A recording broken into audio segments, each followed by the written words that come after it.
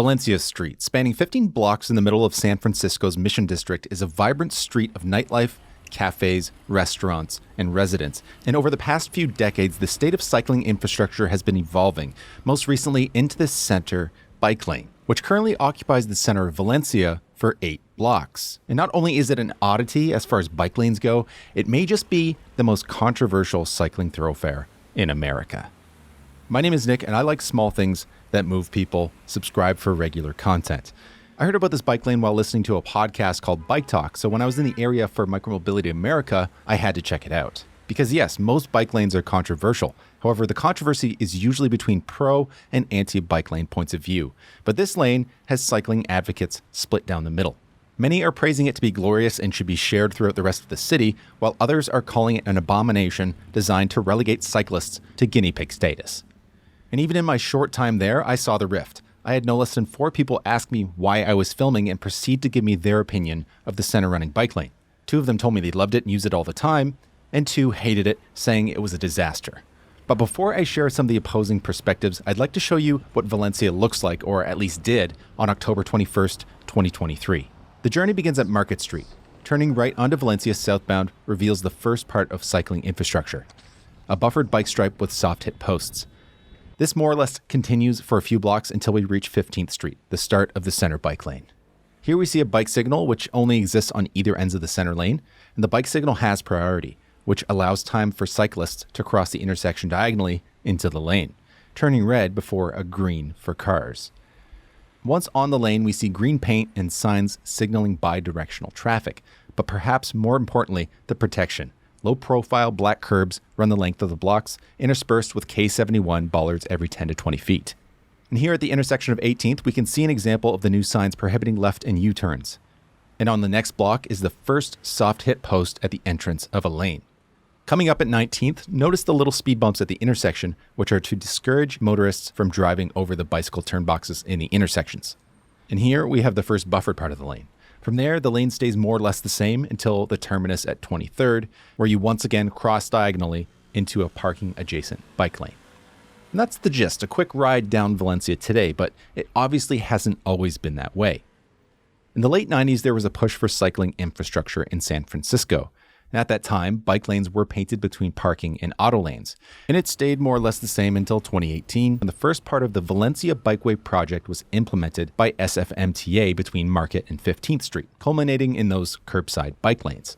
Plans to improve cycling infrastructure down to Cesar Chavez Street were in the works, however, COVID happened. And when planning sprang back up in 2022, the needs of cyclists, drivers, pedestrians, and businesses were all taken into careful consideration.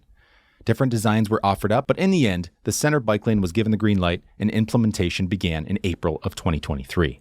While the lane was used during the construction period, the pilot project wasn't officially a go until August 1st, 2023, which at this point puts us about 3 months into the 12-month pilot. So it's still early days. And SFMTA has stated that along with studying traffic and evaluating safety, changes will be considered and implemented if deemed necessary. So, now that we have the state of Valencia out of the way, let's start with some of the arguments in favor of the lane. Previously, complexity and inefficiency at the curb was spilling out onto the street and affecting cyclists. Delivery trucks, rideshare, DoorDash, or just someone parking a car, blocking the lane, forcing cyclists into dangerous situations. Activists even staged a just-a-minute protest where they would use their bodies as pylons to divert cyclists safely around double-parked cars in the bike lane.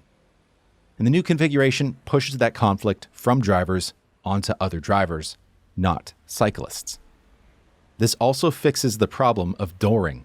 Some people think this is funny, but this is a very scary and potentially deadly incident that should just not be a part of anybody's bike ride. And there should be no doors swinging into this new lane. Since the implementation of the center lane, traffic has slowed, and this is due to the narrowing of the auto lanes. This slows traffic and typically reduces frequency and severity of collisions between all modes. Another point, it doesn't negatively affect business where a curbside bike lane might have. Valencia is made up of many small businesses who do not have laneway access, many taking deliveries through the front door, and a curbside bike lane might be a hindrance to that. Also, like many cities, curbside dining has popped up since COVID, which also could be disrupted. And last, it feels safer than what was there before. And that last one I will get back to later. Now, on to some arguments against. It's bad for cyclists wanting to access businesses mid-block, forcing them to dismount and cross traffic mid-block or walk from the end of the block. And this makes it feel like a bike highway. Activists in opposition to this lane concede that it's good if you want to just get through Valencia. However, it hinders the benefits to business that bike lanes typically bring. Not enough protection. The black curb and K71 bollards are not enough to stop cars, and the open space lends to an environment where mistakes from anyone could be deadly. Left and U-turns by motorists are dangerous. Prohibition signs have been installed from 15th to 23rd, and even though left turns rank among the highest in terms of injury rates, including a man killed in September, drivers still routinely break this law. Lastly, intersections are counterintuitive. First are the diagonal lanes on either end of the center bike lane that can cause confusion. Additionally, the turn boxes in the intersections are small, unintuitive, and in line with through traffic, which could spell disaster if a driver loses attention. So those are some of the arguments for and against. I'd also like to know what you think, so let me know down below. As far as my thoughts, well, my first impression was that, for the most part, this is a hell of a lot better than what I saw in the rest of the city. There were simply way too many instances of drivers parking in the lane or being buzzed on a shallow street. On Valencia, there may have been traffic on either side of me, but generally, it was pretty slow and felt safe, even if the physical barriers left a lot to be desired. Okay, I said I would get back to this, so yes, it does feel safer, but many would point out that the data thus far points to similar or higher injury rates compared to the previous lanes. But whether or not it actually is safer won't be known until more data is collected. And it does feel like a bike highway in a sense. You aren't seeing shops and people.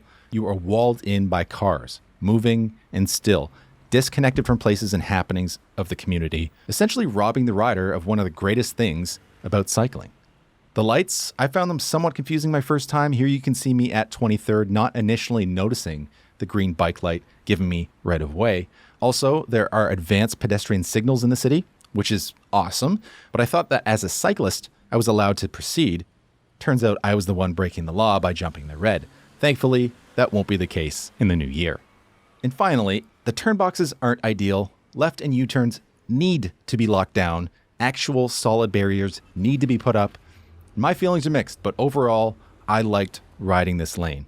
It needs tweaking, but I think it strikes a balance that might not have been achievable with other configurations given the space limitations.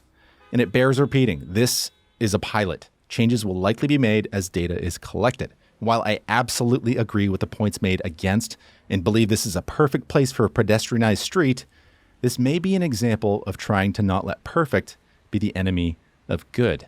But what do you think? Is it a good idea? A bad idea? Have you ridden it?